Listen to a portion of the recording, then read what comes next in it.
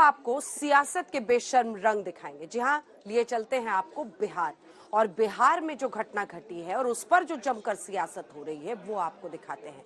हालांकि एक तरफ नीतीश कुमार मुख्यमंत्री दम भरते हैं शराबबंदी का और सामाजिक परिवर्तन का, लेकिन जब उन्हीं के राज्य में कई लोग नकली शराब, 39 लोग नकली शराब पीकर मर जाते हैं, तो साहब कहते हैं कि पियोगे तो मरोगे ही।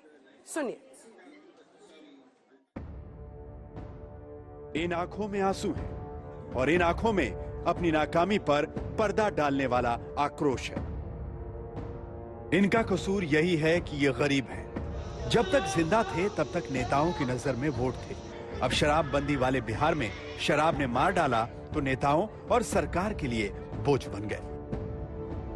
1 जून की रोटी किसी तरह परिवार को मिलती थी, लेकिन अब कहा नहीं जा सकता कि इस घर में दोबारा चूल्हा कैसे जलेगा, क्योंकि सरकार ने तो इन्हें इनके हाल पर छोड़ दिया है। जिंदा बचे तो ठीक, वरना सरकार का कोई लेना देना नहीं। यकीन मानिए, इस मातम में नाउम्मीदी और बेबसी की अनसुनी चीख है। इनकी जुबान में उम्मीदों को अंधेरी कोठरी में ढकेलता सुशासन का नशा है, कुर्सी का गुरूर है। जहरीली शराब ने 1-2 नहीं, करीब 40 लोगों को मार डाला। हाड़ मांस के बने इंसानों की मृत्यु हो, लेकिन संवेदना के 2 शब्द छोड़िए, इनके चिताओं के बाद भी मुख्यमंत्री का सोया हुआ जमीर नहीं जागा। मानो सरकार ने बची खुची इंसानियत की भी तिलांजलि दे दी है। जो शराब पिएगा वो तो मरेगा ही, ये तो उदाहरण ही सामने है कि पियोगे तो मरोगे, यही तो बात है। ये बहुत पीड़ादायक है, मैं बहुत भर्त्सना करता हूं इसकी। हमारे बिहार के इतने लोग मरे, ये क्या हो रहा है? नीतीश बाबू, ये आपके सुशासन में हो क्या रहा है? जनता को जवाब चाहिए। जब बिहार में शराबबंदी है तो जहरीली शराब कहां से आई? लेकिन सरकार तो लाशों पर सियासत करने में जुटी है। नीतीश कुमार जी जिस तरह से विधानसभा में बात करते हैं वह मानसिक संतुलन खो चुके हैं। केंद्र सरकार को बिहार की कानून व्यवस्था पे संज्ञान में लाना चाहिए और इन 37 हत्याओं का जिम्मेवार महागठबंधन की बिहार सरकार के ऊपर शीघ्र कार्रवाई भी करनी चाहिए। बिहार में जहरीली शराब पीने से 40 से ज्यादा लोग मर चुके हैं और पिछले 6 साल में 1000 से ज्यादा मौत केवल जहरीली शराब पीने से हुई है। तो आज संसद के अंदर बिहार से जुड़े हम सारे जो सांसद हैं और अन्य सांसदों ने इस मुद्दे को उठाया। परिवार के परिवार उजड़ गए, कितनों के माथे का सिंदूर मिट गया, कितनों के बुढ़ापे की लाठी छिन गई, कितनों के सिर से पिता का साया उठा। लेकिन मुख्यमंत्री तो मुख्यमंत्री, सूबे के डिप्टी सीएम की जुबान पर भी सियासी बदबू के सिवा कुछ नहीं है।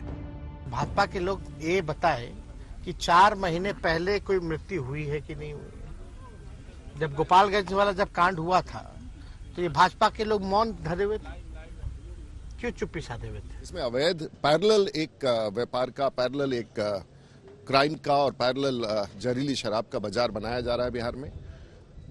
कहां से किससे गुहार करे ये भी नहीं समझ में आता है। सरकार तो वहां बिल्कुल ही इस बात पर अडिग है कि लोग मरते हैं, गरीब मरते हैं, मरते रहेंगे।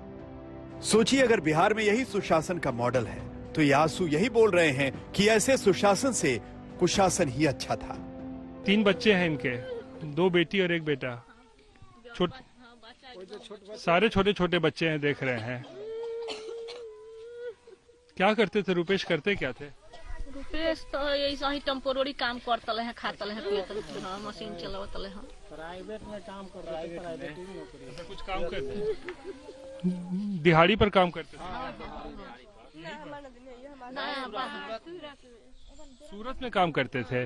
तो यहाँ कब आए थे? शादी में। किसकी शादी में? आइए इधर भाई। आप कौन है? अच्छा, आइए इधर आइए।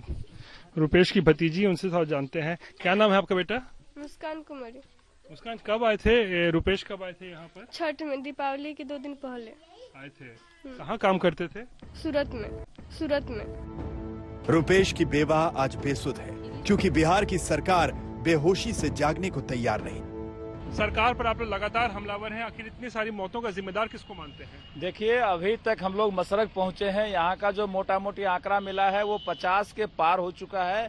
जो गरीब दलित लोग मर रहे हैं, प्रशासन के लोग उन्हें धमका रहे हैं, जबरदस्ती लाशों को दफन किया जा रहा है, जबरदस्ती प्रेशराइज किया जा रहा है कि जल्दी से जल्दी जलाओ नहीं तो मुकदमा कर देंगे। कोई पोस्टमार्टम नहीं हो रहा है और इस इलाके में धड़ल्ले से पूरे बिहार में शराब बिक रहा है, जहरीली शराब बिक रहा है। देश की संसद तक मौत का बवाल मचा, जनता पस्त है, लेकिन पूरा सरकारी तंत्र सियासत में मस्त है।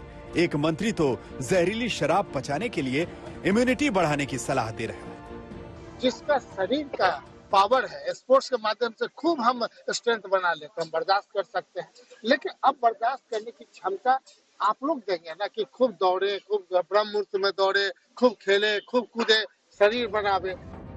सूबे के मुख्यमंत्री हैं, बिहार मॉडल और सुशासन बाबू का तमगा गले में लेकर घूमा करते हैं। दिल के किसी गलियारे में 2024 में देश का मुखिया बनने का सपना भी संजोए बैठे हैं। और तो और इनकी मौतों के बाद भी अपनी कागजी शराबबंदी को लेकर अपनी ही पीठ थपथपा रहे हैं। मतलब ये कि यहाँ सब भगवान भरोसे है। छपरा से रोहित कुमार सिंह के साथ आज तक ब्यूरो।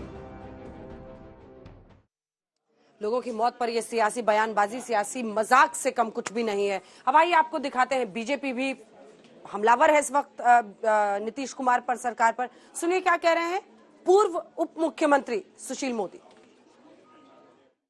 और अच्छा, किसको मालूम है कि जहरीली शराब पी रहा है?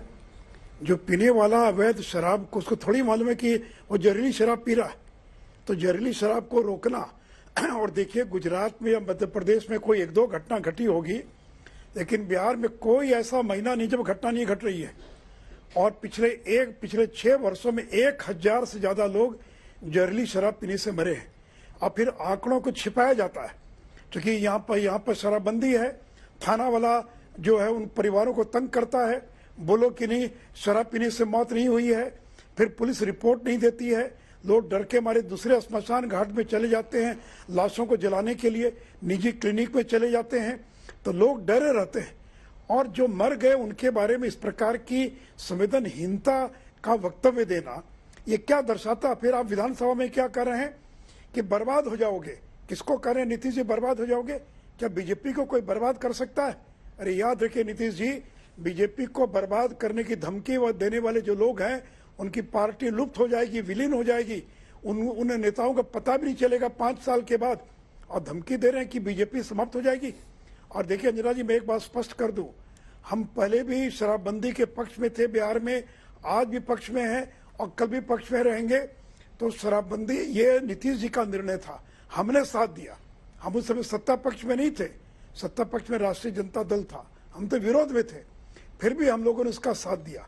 आज भी हम शराबबंदी के पक्ष में हैं, लेकिन शराबबंदी की जब समीक्षा की बात करते हैं तो इसका मतलब है इसकी इम्प्लीमेंटेशन में जो खामियां हैं इसको दूर करने की जिम्मेवारी सरकार की है। आपने जागरूक क्यों नहीं किया? जब जनसंख्या नियंत्रण कानून की बात आती है तो मुख्यमंत्री कहते हैं कानून बनाने की जरूरत नहीं है, जागरूक करने की आवश्यकता है।